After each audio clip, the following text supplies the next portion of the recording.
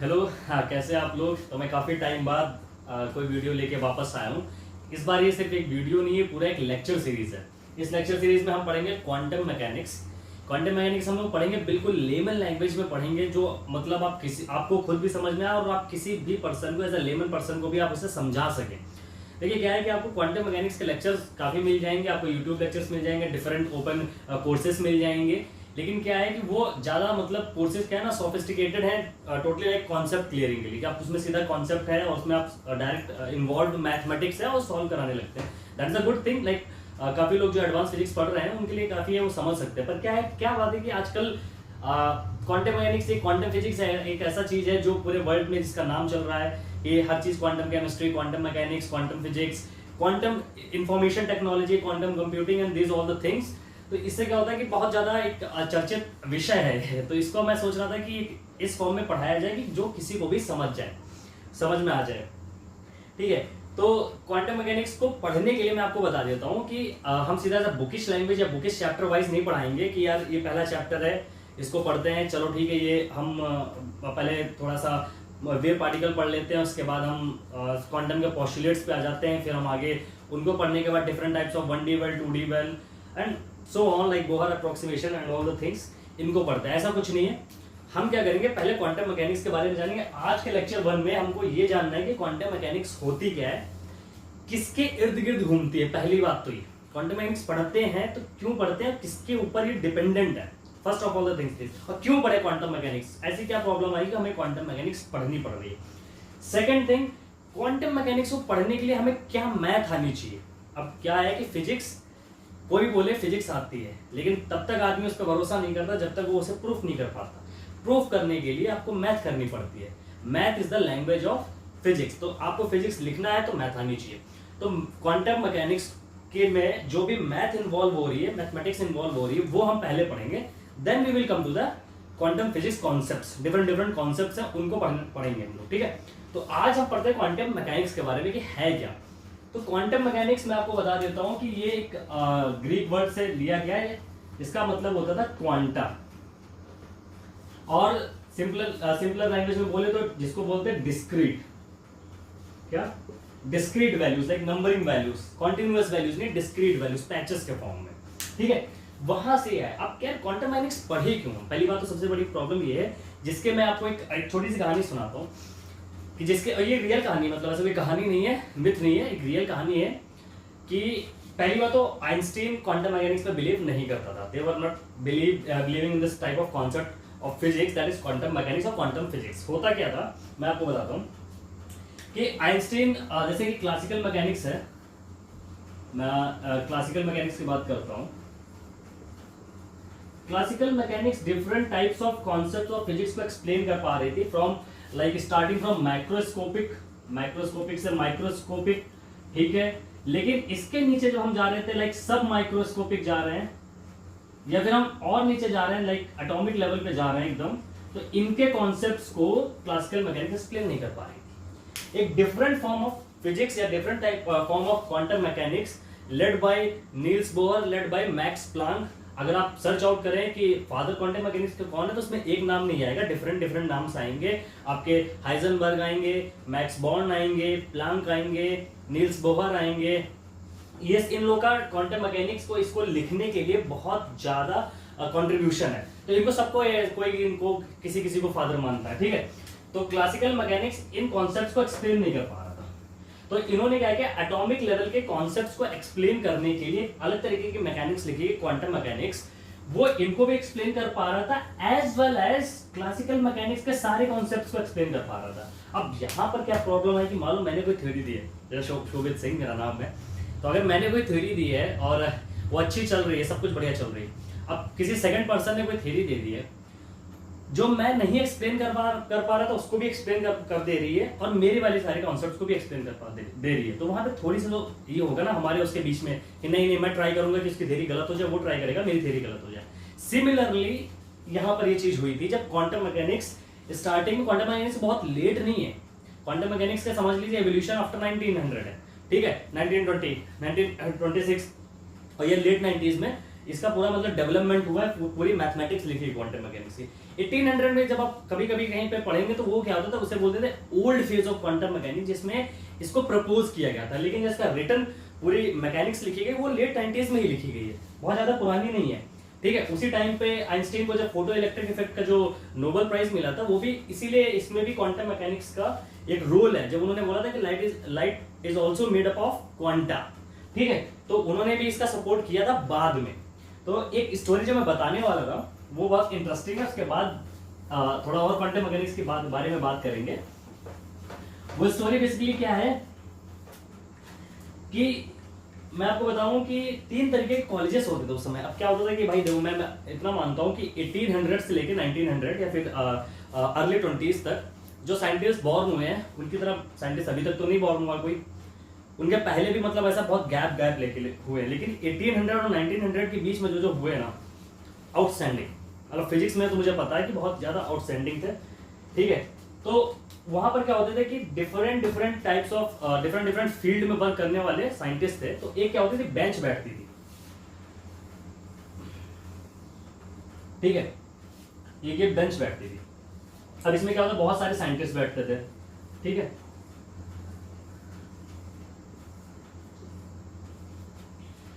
और ये bench led by होती थी आइंस्टीन से।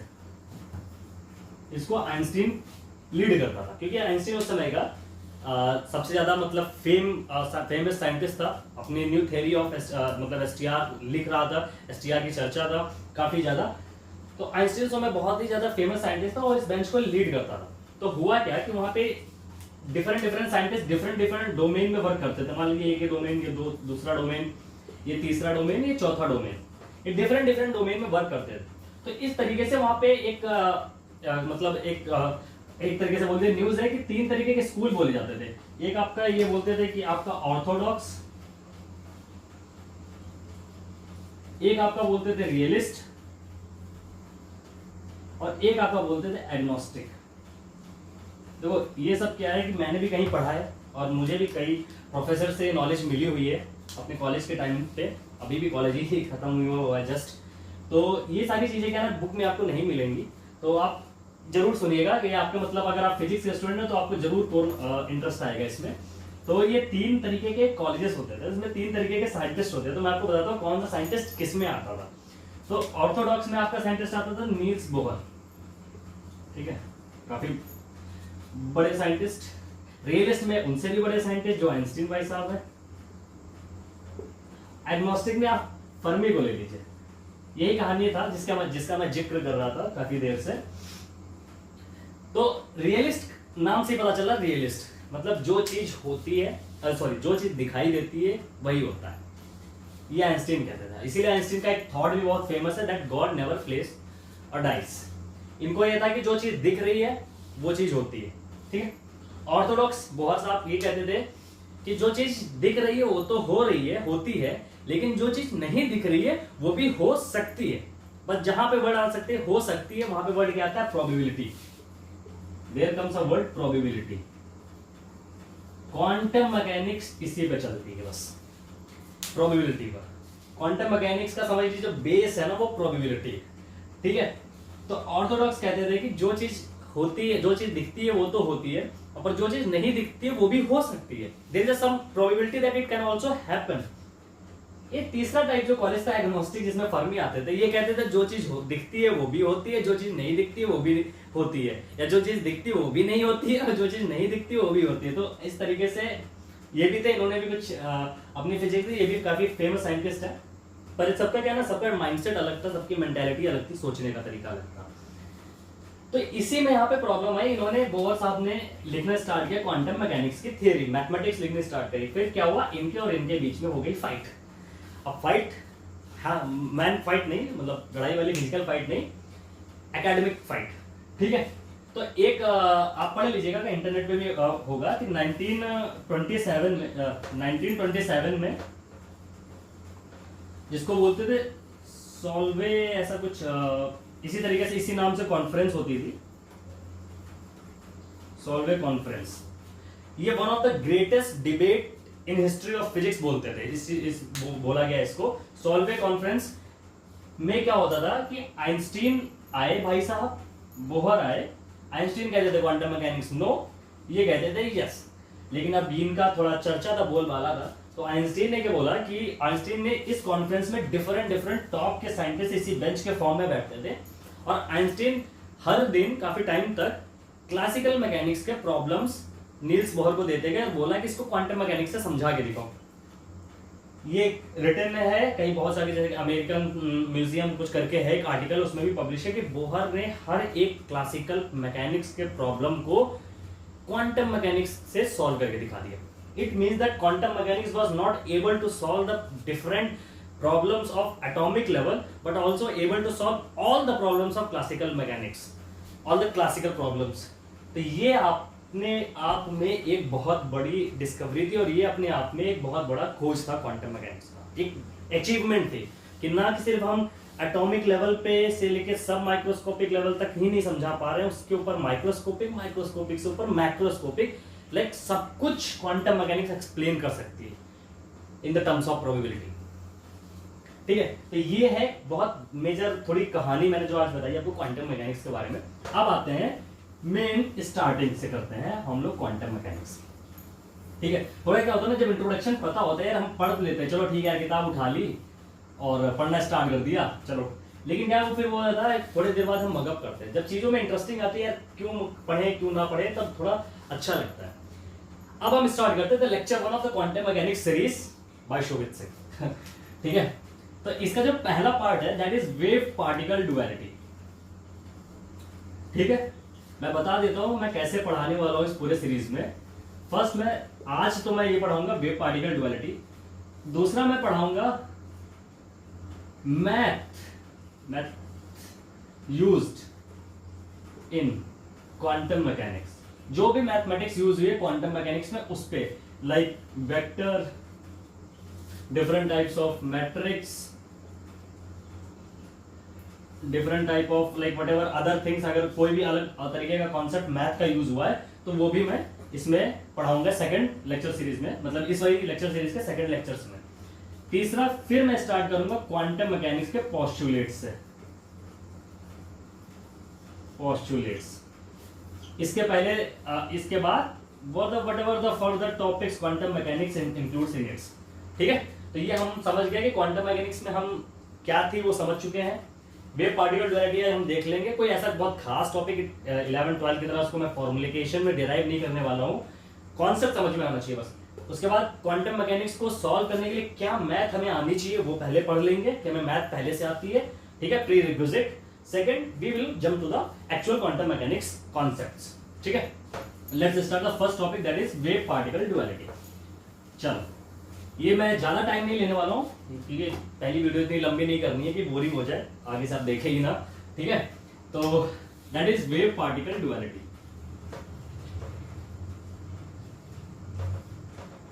ओके, अगर आप किसी 11-12 के बच्चे से पूछेंगे कि वेव पार्टिकल डुअलिटी होती क्या है, वेव क्या होता है, पार्टिकल क्या होता है, तो उसे सिंपल से बोलते हैं पार्टिकल जिसके पास कुछ एक एक्चुअल स्पेसिफिक कोऑर्डिनेट हो, मास होगा। Wave disturbance in a medium, ठीक है, उसे एसोसिएट कर देगा lambda, frequency, wave vector, phase velocity, इसका मास होगा, मोमेंटम होगा, ठीक है, एक्सेलरेशन होगा पार्टिकल का। तो ये सारी चीजें हम ऐसे एसोसिएट करते हैं। पर जब हम इसको जब इस चीज को पढ़ते हैं, क्योंकि यही एक वेव पार्टिकल डुअलिटी पे ही क्वांटम मैकेनिक्स खेलती है, इसका मेन सेंटर पार्ट है wave particle duality quantum mechanics का। तो क्या होता है कि हम इसको अच्छे से समझे तो प्रॉब्लम इसको अलग अलग नहीं करना वेव पार्टिकल, क्योंकि आगे वर्ड क्या है, डुअलिटी मतलब डुअल है, एक दूसरे में इंटरचेंजेबल है according to the some certain conditions. ठीक है, क्या है उसके अकॉर्डिंग एक दूसरे में इंटरचेंजेबल है। तो हम इसको ऐसे समझते हैं, इसकी थोड़ी लिटरेचर को चेंज करते हैं। प्रॉब्लम कहाँ आ रही, लिटरेचर में आ रही। इसकी लिटरेचर को कैसे चेंज करेंगे, हम एक एग्जांपल समझते हैं। 1 मिनट, एक एग्जांपल लेते हैं। मान लो कि यार मैं तो कभी गया नहीं बीच पे, मान लीजिए किसी समुद्र में, किसी सी ओशियन में आप घूमने गए हैं। ठीक है, आप एक छोटी सी बोट लेके गए, बहुत छोटी सी बोट लेके गए। ठीक है, ये आपकी बोट है और ये आपका समुद्र का वो है। अब एक लहर आई है, काफी बड़ी लहर है। अब इस पे मैं तो नहीं बैठूंगा, कोई और बैठे। ठीक है, बैठा हुआ है। अगर इस बंदे से मैं पूछूं कि यार क्या हुआ था तुम्हारे साथ, तो ये बोलेगा यार मेरी बोट एक लहर आई थी, मेरी बोट ऐसे ऐसे ऐसे ऐसे काफी ऊपर नीचे हुई। उसका जवाब यही रहेगा, सिंपल सिंपल पर्सन तो यही बोलेगा। ठीक है, थोड़ा सा ये इसी चीज को मैं बोलता हूँ, ये सेम लहर है, मतलब जो इसकी इंटेंसिटी या फिर जो इसकी स्पीड या जो भी इसका हाईएस्ट एम्पलीट्यूड था लहर का, वो सेम है, एक्चुअल सेम है। ठीक है, आई, लेकिन आपकी बोट बहुत बड़ी है। आप समझ लीजिए कि मतलब टाइटैनिक इंटू 4, टाइटैनिक का 4 टाइम्स है, इतनी बड़ी बोट है। अब इसका जो कैप्टन होगा उससे पूछोगे कि यार तुम्हारे रास्ते में क्या कोई लहर आई थी, कोई वेव आई थी? वो बोलेगा यार ऐसा तो कुछ नहीं है, लेकिन बीच में एक ऐसा लगा था कि कुछ आया और कुछ स्ट्रक करके चला गया मेरी बोट को। उससे और इसके इंटरप्रिटेशन में ही देखो डिफरेंस है। यहीं से वेव और पार्टिकल ड्युअलिटी की लिटरेचर में क्या करेक्शन करना है वो समझ में आ रहा है। पहले वाले को सेम वेव की तरह लग रही थी कि एक बहुत बड़ी लहर आई, दूसरे वाले बोट के कैप्टन को लग रहा था नहीं भाई कोई लहर वहर तो नहीं महसूस हुई, मेरी बोट तो ऐसे तो नहीं हुई, पर कुछ हाँ ऐसा था कि कुछ स्ट्रक करके कुछ टकरा के मेरी बोट से चला गया। तो उसको ये चीज क्या हुआ, उसको वही वेव एक पार्टिकल के फॉर्म में लगने लगी। इसके लिए ये पार्टिकल बन गई और इसके लिए तो ये वेव थी, इसके लिए तो ये वेव है। ठीक है, अब मान लेते हैं कि इस बोट का साइज है a। अब अगर इसको वेव मान लें तो इसकी वेवलेंथ है लैम्डा। ठीक है, इसका भी साइज a या फिर इसकी वेवलेंथ लैम्डा है तो वेव। ठीक है, यहाँ पे एक मान लीजिए ये एक फ्रेम ऑफ रेफरेंस है, दूसरा फ्रेम ऑफ रेफरेंस है। मैं देख रहा था इस पे कोई मरने वाला बैठा जो भी बैठा है। ठीक है, यहां से मैं देख रहा था कि गई तो वेव ही थी, पर इस छोटी बोट वाले ने बोला कि वेव थी, लहर आई। इससे मैंने पूछा तो इसने बोला कि यार कुछ नहीं, कुछ ऐसा पार्टिकल है, पत्थर टाइप आया, टकरा के चला गया। ठीक है, तो अब देखो क्या हुआ कि अगर किसी भी वेव की wavelength is corresponding to the size of the object, then it is considered as a wave, क्योंकि उसको वेव लगी। Similarly if the wavelength of the wave या फिर इफ द पार्टिकल का size is very very big, bigger than the wavelength, then it is considered as a particle. ये तो interpretation निकल गया है। मैंने बोला कि इन दोनों की कंक्लूजन देखो मैंने क्या समझा है कि अगर size of the object is comparable to the wavelength तो वो वेव की तरह होगी, वो उसको वेव की तरह फील आएगा। और अगर size of the object is very very large to the wavelength in comparison to the wavelength, तो वो उसी को पार्टिकल की तरह समझ में आ रहा है। यही है पार्टिकल वेव ड्युअलिटी। इस एग्जांपल से मुझे नहीं लगता कि इससे कोई और ज्यादा सिंपल एग्जांपल चाहिए होगा। ठीक है, तो अगर हम आगे बात करें तो इसमें क्या होगा, ये वेव पार्टिकल समझ में आ गया।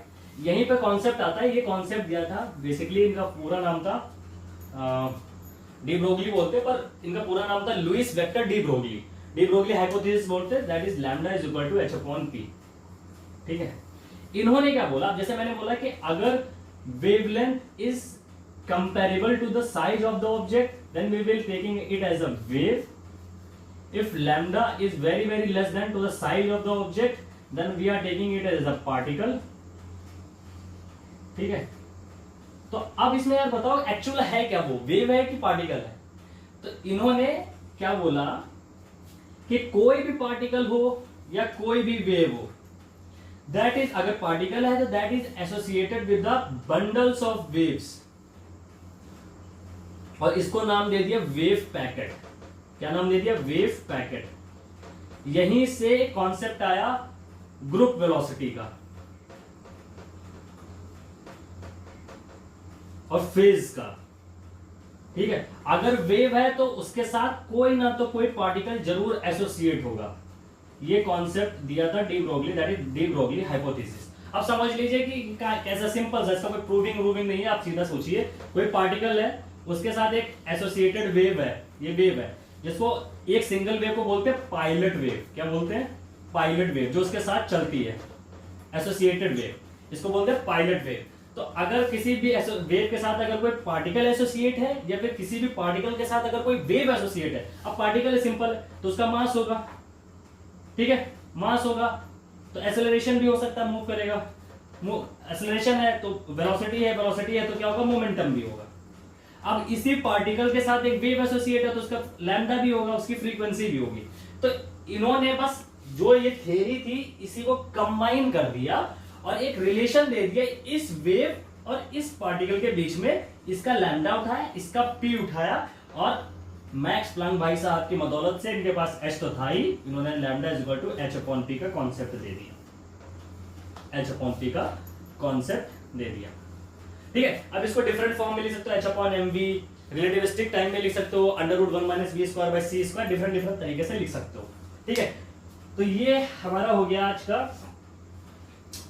Wave particle duality. तो ठीक है, हम थोड़ा सा इसको रिकैप कर लेते हैं। Wave particle duality basically depends upon the size of the object. अगर size of the object is comparable to the wavelength, wave, if the size of the object is comparable to the is very large than the that wavelength, then we will consider as a particle। दोनों को relate कैसे करेंगे, कब कौन सा wave है, कब कौन सा पार्टिकल, कब कौन सा किस चीज की मेजरमेंट वैल्यू निकालेंगे, डी ब्रोगली हाइपोथेसिस। ठीक है, तो ये इसका मेजर क्रक्स पार्ट था। क्योंकि मैं क्यों क्रक्स पार्ट है, क्योंकि सेंटर पार्ट है, क्योंकि क्वांटम मैकेनिक्स खेलती है स्टार्टिंग विद एटॉमिक। तो हर एटम एक सब atomic particles like atomic particle like electron, proton, neutron से बने हैं। तो वे पार्टिकल है, इसका मतलब उनसे एसोसिएटेड वेव भी होगी। 11, 12 या फिर किसी भी, शायद मेरे हिसाब से क्लास में तो जरूर पढ़ा होगा, एक टर्म होता है स्टेशनरी वेव। ठीक है, तो वहां पर भी, वहां से इसका थोड़ा थोड़ा ग्लिम्स मिलना स्टार्ट हो जाता था कि एक इलेक्ट्रॉन एक स्टेशनरी वेव के फॉर्म में मूव करता है। ठीक है, जिसको आप थोड़ा सा आगे लेवल पे पायलट वेव बोल देते हैं। ठीक है, बंडल ऑफ वेव बोल देते हैं। ठीक है, तो ये हमने आज का रिकैप कर लिया। अच्छा, एक सिंपल सा एग्जांपल, अब मैंने जैसे पूछे कि यार मैं अगर ह्यूमन पे एक्सपेरिमेंट हो रहा है, मैं खड़ा हूं और ये लाइट जल रही है और मेरे ऊपर लाइट पड़ रही है। ठीक है, तो मैं ऑब्जेक्ट हूं, ये लाइट पड़ रही है, तो तीसरा बंदा मेरे को क्या वेव मानेगा या पार्टिकल मानेगा? तो मैं अब जैसे कि सिंपल से मैं एग्जांपल ऐसे बताता हूं। जो लाइट, एक आदमी खड़ा है और एक ये लाइट पड़ रही है, लाइट बना दिया मैंने। ठीक है, तो इससे ये लाइट पड़ रही है। ठीक है, इसके ऊपर तो आदमी का मतलब बता दें, ह्यूमन जो हेयर होता है ना, ह्यूमन हेयर अपना छोटा सा, तो जो वेवलेंथ ऑफ जो लाइट होती है, wavelength of light is very very very less than size of human hair. आदमी के बाल से भी बहुत छोटा होता है। तो अगर कोई एक्सपेरिमेंट कर रहा है किसी रूम में, मान लिया ये क्वेश्चन ऐसा हुआ कि एक रूम है और एक रूम के अंदर एक आदमी खड़ा कर दिया, एक लाइट डाल दी। अब बाहर वाले से पूछा जाए कि यार उस आदमी को मैं वेव की तरह लूंगा कि पार्टिकल की तरह लूंगा, तो मैंने क्या कॉन्सेप्ट लगाया, सिंबल। यार वो लाइट की वेवलेंथ लैम्डा और ह्यूमन का तो साइज बहुत बड़ा, चलो उसका एक सब साइज ले लिया, ह्यूमन हेयर। तो ह्यूमन हेयर का भी साइज लैम्डा से बहुत ज्यादा बड़ा है। इसका मतलब उस आदमी को मुझे एज अ पार्टिकल ही कंसीडर करना पड़ेगा। ठीक है, तो कितना सिंपल हो गया इन चीजों को समझने के लिए। लेकिन जब हम बात करेंगे इलेक्ट्रॉन की, तो इलेक्ट्रॉन को मैं गॉड या फिर इलेक्ट्रॉन को क्यों गॉड मानते हैं, उसके पीछे रीजन है, वो हम आगे वाले लेक्चर सीरीज में देखेंगे। तो लेक्चर 1 समझ में आ गया कि व्हाट इज क्वांटम मैकेनिक्स, कहां से स्टार्ट हुई थी, थोड़ा सा वेव पार्टिकल डुअलिटी सब पढ़ लिए। From the next videos, from the lecture 2, we will talk about the mathematics used in quantum mechanics. We will start from the vector, we will talk about set, basis, then we will go to the matrix, block diagonal method and different types of matrix multiplication. We will go with that, eigen basis, eigen value, eigen vector निकालना सीखेंगे, क्योंकि quantum mechanics खेलती है probability पे, probability solve करते हैं, matrix का use करते हैं यहाँ पर। ठीक है, then we will come to the other concept of quantum mechanics. तो please like and subscribe to my YouTube channel. और जरूर अब मुझे कमेंट्स में जरूर बताइएगा कि देखिए मैं काफ़ी टाइम बाद इस प्लेटफॉर्म पे वापस आया हूँ, तो जरूर नहीं है कि मुझे सब कुछ पता है। तो जहाँ पर मेरे से गलती हो रही है, जिसको मैं सुधार सकता हूँ या फिर कुछ अलग तरीके से अरेंजमेंट और भी कर सकता हूँ, तो मुझे जरूर कमेंट बॉक्स में बताएं, मैं उसे जरूर लेके आऊँगा।